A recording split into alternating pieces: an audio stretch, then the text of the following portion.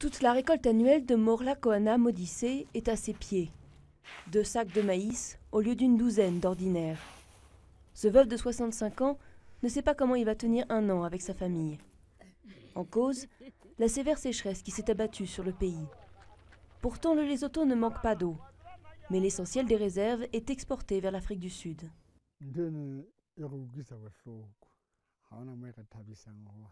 C'est très énervant toute cette eau, parce que ça pourrait nous servir.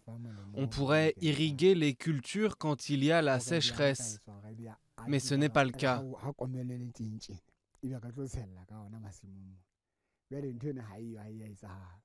Le deuxième plus grand barrage du continent a été construit dans les années 90 pour alimenter en eau Johannesburg et Pretoria. Le petit royaume enclavé du Lesotho est ainsi surnommé le château d'eau de l'Afrique du Sud. Et même à son niveau bas actuel, le barrage remplit ses promesses. Nous atteignons quand même nos objectifs, aussi bien en termes de génération d'électricité que d'exportation de l'eau. Beaucoup de terres arables ont été submergées. Seule consolation pour certains paysans, le bétail peut boire dans le lac artificiel. Mais beaucoup d'animaux ne survivront pas à la sécheresse. Cette sécheresse est vraiment terrible, surtout pour les femelles enceintes. Il n'y a pas assez d'herbe et pas d'eau. À Separeng, comme dans de nombreux villages, les rares robinets sont à sec. Les habitants sont contraints de s'approvisionner en eau à l'unique pompe qui fonctionne encore, faiblement, en haut de la montagne.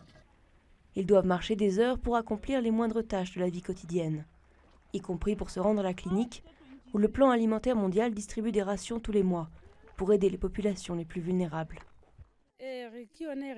Nous dépendons de ces dons pour notre survie parce que nous n'avons rien. À cause de la sécheresse, nous n'avons rien et nous n'avons pas de champs. D'après les Nations Unies, d'ici la prochaine récolte en 2017, 40 millions de personnes risquent de manquer de nourriture en Afrique australe. Le Lesotho a déclaré l'état de catastrophe naturelle. Et la faim se fait déjà sentir, tandis que la principale richesse du pays s'écoule hors de ses frontières.